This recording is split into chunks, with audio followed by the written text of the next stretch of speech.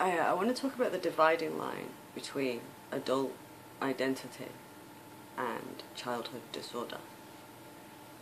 So, like most people, I never had a problem with adults saying I was born in the wrong body. It's a psychological device to reconcile themselves with dysphoria and with their kind of dramatic treatment that they've had to undergo. And people with gender dysphoria and whose lives have been shaped by it, should get legal protection. This is not an issue.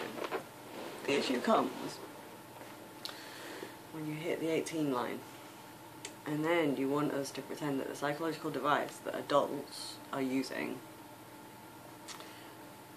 should override our understanding of pathology in childhood. We're not doing that. That was never going to happen in England. And I don't know, I don't quite understand the structure of the US and Canada and their health insurance schemes and the way that their systems are linked. But in the UK that was never going to happen. And so what's been revealed now is we have a huge problem. So, in the belief that somehow we can apply an adult psychological device to override actual frameworks for contested medical treatment for children, we've done something really, really harmful, and it's going to take some undoing, and it's a much bigger scandal than Amy Challoner, and it's a much bigger scandal. I have a feeling it's a much bigger scandal than thalidomide, and we need to talk about Lupron. So Lupron is a puberty suppressant. And I know a little bit about puberty suppressants. I've known a couple of kids where, they've started at precocious puberty, it's been very difficult, and the question has come about whether they should use these drugs for a very short period of time to delay puberty.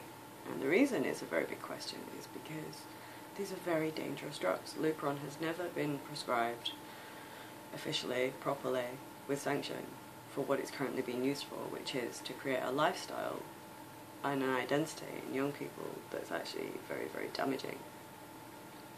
Now currently, the social contagion around trans is not new. The social contagion is how young people communicate. So if you go through a phase where, you have one girl who's self-harming using cocaine, you'll have lots. And it's not to trivialise that it's a very serious cry for help and a very serious way of articulating pain, but that's actually what young people do. Social contagion trends.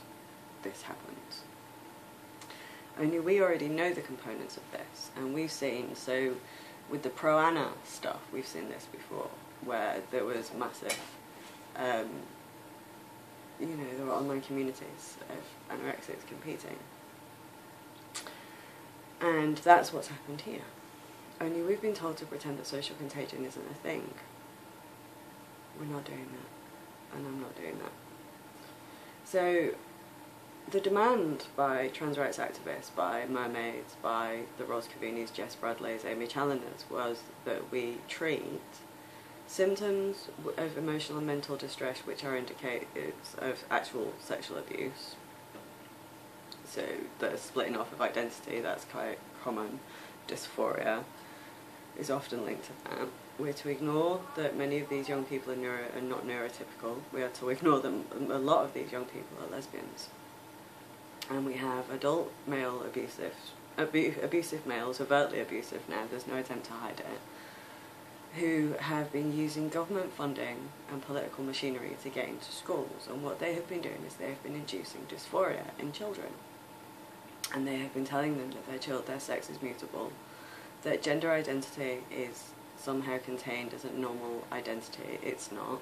They've been showing them, gingerbread men, your gender identity, pink lady here, blue fucking gingerbread here, G.I. Joe and Barbie. And what they're doing is they're going into schools and they're inducing dysphoria in very troubled young people, and they're demanding that we pathologise childhood. And then that we do not look, that we ignore mental and emotional distress, which is what it is when a child is saying, my body doesn't match reality and I want to change my body. And instead, we then allow these charities, these same charities who, are backed by seriously abusive techniques, we want them to be allowed to groom those children and lift them out of safeguarding. I don't know, why do adult males need children to stop puberty? There's no chance of a child changing their sex.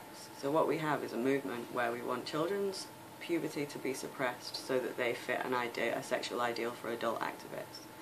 We have adult males demanding that safeguarding be liquidated. We have it is an organised network of adult males, including a very sadistic paedophile and torturer. We have the demand that we treat symptoms of sexual abuse as a normal identity to be affirmed unquestioningly, and if a child is exhibiting symptoms of sexual abuse, we are to lift them out of safeguarding. And these males are to get access to these children, and these children are to be told that self-harming behaviours, including medical treatment, which could cause huge problems for the rest of their lives, are normal identity. And then if any of these children do desist, which most of them will, we already know this, they are abused by those same adult activists. So the harm to children here is not just in the demand that safeguarding be liquidated. It's not just in the fact that the Girl Guides have just abandoned safeguarding. It's the fact that they want natural childhood pathologised, and they want children medicalised, and this has been pushed through. This is coming down from the top, you know.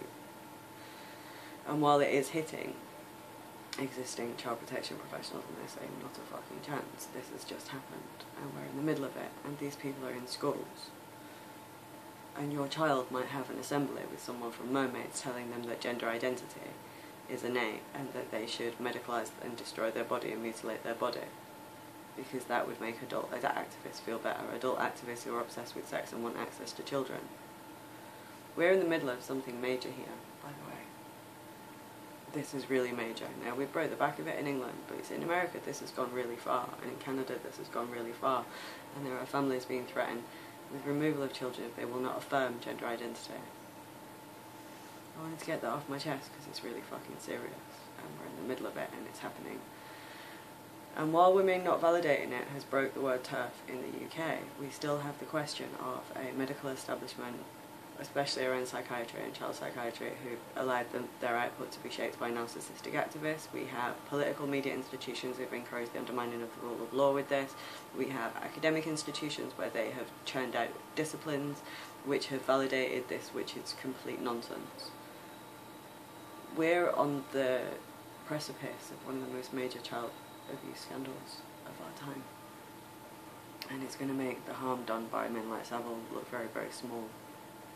So I wanted to get that off my chest and on record, that this was done entirely by that, you know, that we're in the middle of it. It's been driven by academic media and politics machinery who've been hiding from the existence of safeguarding, and as a consequence, we are in a really seriously major scandal that's not even begun to open up.